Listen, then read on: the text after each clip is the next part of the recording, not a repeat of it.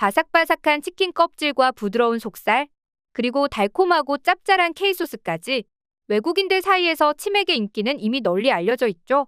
미국 맨해튼에는 K푸드 거리가 생겨날 정도입니다.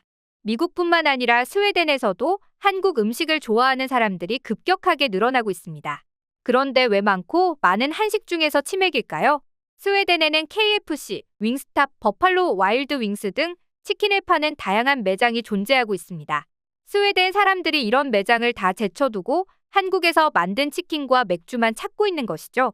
그 이유가 뭘지 오늘은 스웨덴에서 시작된 한국 문화에 대해 알아보도록 하겠습니다. 10대부터 80대까지 나이 불문하고 스웨덴 사람들이 좋아하는 한국 음식은 바로 치킨입니다.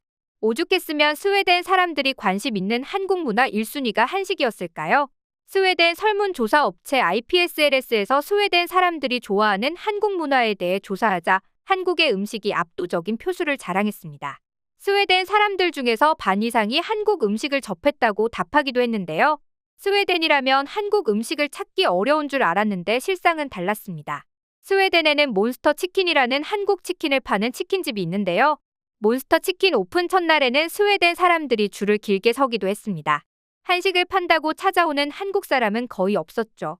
90% 이상이 스웨덴 현지인이라서 크게 주목을 받았습니다. 이 소식을 전해 들은 한국의 한 기자가 스톡홀름 쇠데르말렘에 있는 몬스터 치킨집을 방문해 보았는데 오후 5시인데도 이미 앉을 자리가 없었다고 합니다.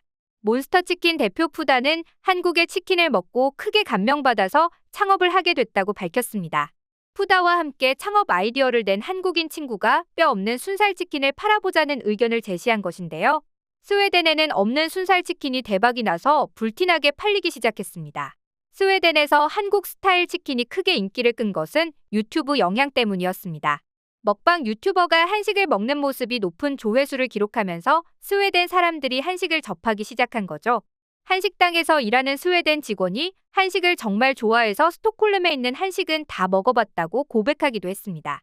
유튜브에서 매일 한국에 여행 간 외국인 동영상을 보면서 한국에 가는 꿈을 꾸는데 24시간 불이 꺼지지 않는 한국 식당에 꼭 가보고 싶다고 밝히기도 했죠. 한국 음식에만 인기가 많은 것이 아닙니다. 스웨덴 사람들이 K-팝, 태권도에도 관심을 가지기 시작하자 스웨덴 한국문화원에서 이와 관련된 수업을 준비하고 있죠. 뿐만 아니라 스웨덴 사람들이 한국어를 독학하는 것을 넘어서 한국의 역사도 독학하고 있습니다. 한국의 역사를 공부했으니 일본의 추악한 과거도 알게 되겠죠. 몇 년 전까지만 해도 스웨덴에서는 아시아인을 보면 일본인이냐고 물을 정도로 일본에 친근감을 가졌던 나라입니다. 스웨덴에서는 운전시험에 합격하면 파티를 열 정도로 운전면허증 따기가 매우 어려운데요. 그런데 일본의 운전면허증을 보여주면 스웨덴 면허증으로 바꿔준다고 합니다. 반대로 한국의 운전면허증을 보여주면 스웨덴 면허증으로 바꿔주는 일이 없다고 합니다. 단순히 한국의 면허증이 따기 쉽거나 일본의 면허증이 따기 어려워서 일어나는 일이 아닙니다. 과거에는 한국보다 일본을 더 인정해주는 일이 빈번했습니다. 대부분 한국을 기억하지 못하고 일본을 주로 기억하며 긍정적으로 평가하기도 했는데요. 스웨덴 사람들이 일본보다 한국을 기억하지 못하는 이유는 그 당시에 한국이 후진국이었기 때문입니다. 그 당시 일본은 세계 경제 1, 2위를 다투고 있었으며 스웨덴 어린이들 사이에서 일본 애니메이션이 인기였습니다. 노벨상 시상식에서도 기모노를 입은 여성들이 자주 등장해 스웨덴인들에게 좋은 이미지였죠. 그 당시 스웨덴 사람들이 한국을 기억하더라도 몇십 년 전인 6.25 전쟁 때를 언급하기 바빴습니다. 스웨덴에서 병원선을 보내 봉사활동을 해주거나 중립국 감시단으로 파견되는 일이 빈번했기 때문인데요.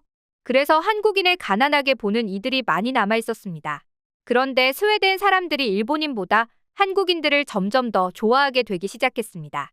시간이 지나 스웨덴 사람들의 85%가 한국을 알고 있었고 한국에서 만들어낸 음악, 예능 프로그램, 영화, 드라마 등이 크게 주목을 받았습니다.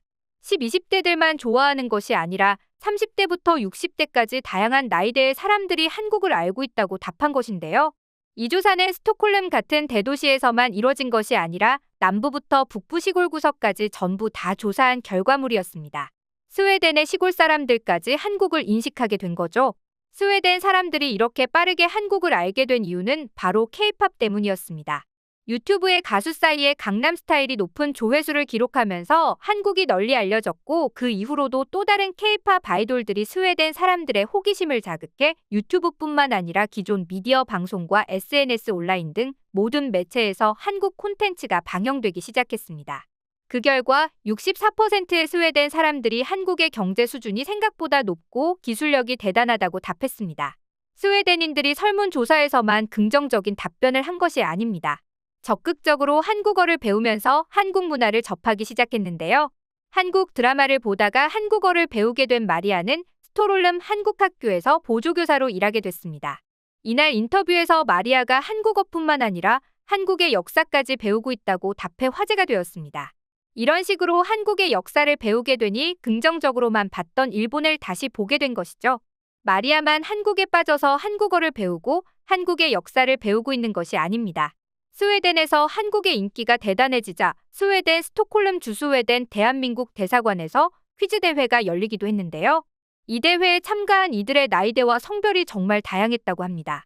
한국의 인기가 날이 갈수록 많아져서 스웨덴의 명문대 교수도 나서서 인터뷰할 정도였죠. 스톡홀름대 한국학과 가브리엘 윤손 교수가 2009년 이후부터 한류가 시작돼 한국학과 입학생이 꾸준히 증가했다고 밝혔습니다. 지난 2009년 30명에 불과했던 입학생이 2020년에는 2배 넘게 증가했으며 코로나로 인해 대학에서 온라인 강좌를 열기 시작하자 입학생이 많이 늘어났다고 합니다. 스톡홀름에서 한국어를 배울 수 있는 비영리기관 제스웨덴 한국학교에서도 한국의 인기가 대단해지고 있다고 밝혔는데요.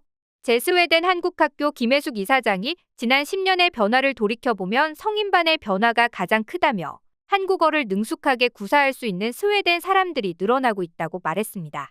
스웨덴 사람들이 한국 드라마를 많이 보면서 한국어에 대한 관심도도 높아지게 된 것인데요. 제스웨덴 한국학교에서 성인 중급반을 3년 넘게 가르치는 정다원 선생님도 한국어를 배우려는 니즈가 확실히 많아졌다고 인터뷰했습니다. 스웨덴 사람들이 K-팝만 좋아하는 것이 아니라 한국 인디 가수들도 칭찬하고 있습니다.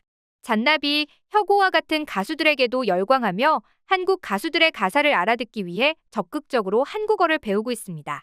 한국어를 배우라고 강요하지 않아도 학생들이 한국어 문장을 반복해주는 어플을 찾아서 공부하는 상황까지 찾아왔습니다. 성인들만 그러한 것이 아니라 스웨덴에 있는 고등학생 3분의 1 정도가 학교를 찾아와 그런 식으로 한국어를 배운다고 합니다. 스웨덴에 사는 에릭 학생도 한국 학교에 와서 한국어를 배우고 있는데요. 에릭은 한글이 매우 과학적이라서 3-4시간 정도 공부하면 될 정도로 아주 쉬웠다고 밝혔습니다.